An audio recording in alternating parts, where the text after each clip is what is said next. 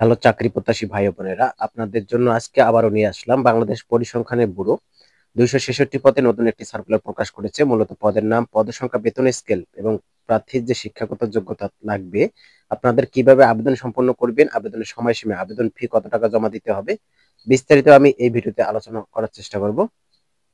মূল ভিডিও শুরু করার আগে আপনি যদি বিডি অ্যাপ্লিকেশন অন মোবাইল চ্যানেলের নতুন সদস্য হয়ে থাকেন, অবশ্যই আমার এই চ্যানেলটি সাবস্ক্রাইব করে পাশে থাকা বেল আইকনটি অল করে রাখবেন। কারণ আমি সরকারি যত সার্কুলার আছে আমরা এই চ্যানেলে ভিডিও আপলোড করে থাকি। তো চলুন কথা না বাড়িয়ে আমরা মূল আলোচনা শুরু করি।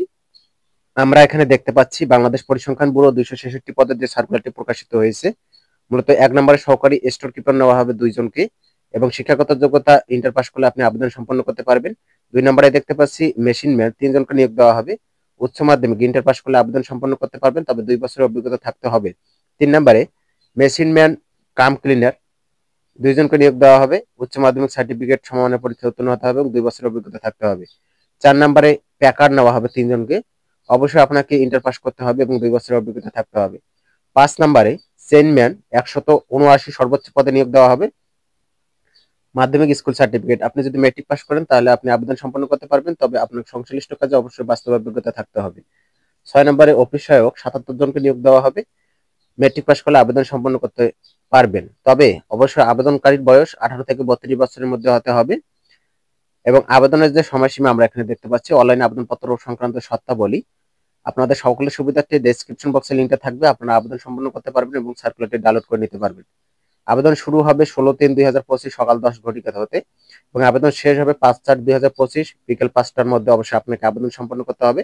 আবেদন সম্পন্ন করার পরে আপনাকে একটা ফি জমা দিতে হবে।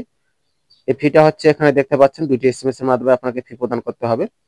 অবশ্যই আপনাদের টেলিটক প্রিপেড সিমের মাধ্যমে 2টি এসএমএস এর মাধ্যমে আপনাকে 72 ঘন্টার মধ্যে 56 টাকা পেমেন্ট সম্পন্ন করতে হবে। প্রথম এসএমএস কিভাবে করবেন, দ্বিতীয় এসএমএস কিভাবে করবেন, এখানে নমুনা কপি দেওয়া আছে, আপনারা বিস্তারিত দেখে আবেদন সম্পন্ন করে নেবেন। অবশ্যই পেমেন্ট সম্পন্ন করতে হবে আবেদন করার পরে। যদি পেমেন্ট না করে তাহলে আপনার আবেদনটি বাতিল হয়ে যাবে। তো বন্ধুরা, এই ছিল পরিসংখ্যান ব্যুরোর যে 266 পদে নতুন সার্কুলারটি প্রকাশিত হয়েছে বিডি অ্যাপ্লিকেশন অন মোবাইল চ্যানেলের পক্ষ থেকে সংক্ষিপ্ত প্রতিবেদন। এই সার্কুলার সম্পর্কে আপনাদের কোনো প্রশ্ন থেকে থাকলে আপনারা কমেন্টে জানিয়ে রাখতে পারেন। দেখা হবে আগামী কোনো নতুন সার্কুলারে। আপনারা সকলে ভালো থাকবেন, সুস্থ থাকবেন। ধন্যবাদ।